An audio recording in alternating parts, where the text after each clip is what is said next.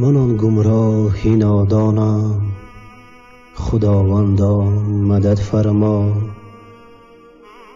اگرچه غرق عصیانم، خداوندا مدد فرما.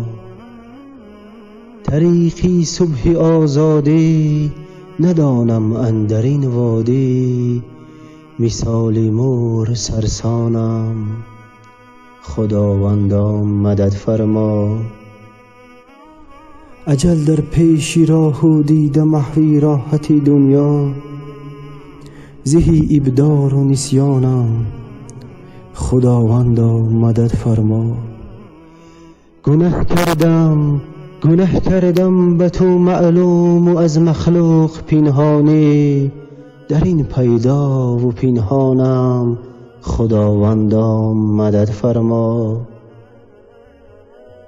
کرم بر شخص نابینا بود راحت کریمان را، ببخشا نور چشمانم، خداوندا مدد فرما.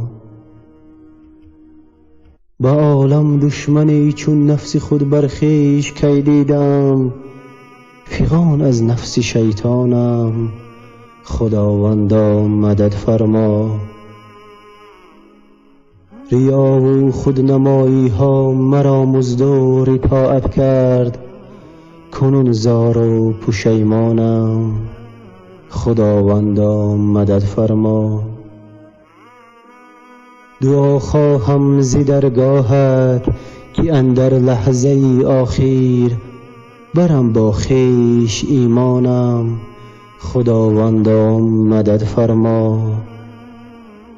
عذابی گور و جان دادن دل نقاش را بگرفت، ز لطفت ساز آسانم، خداوندا مدد فرما.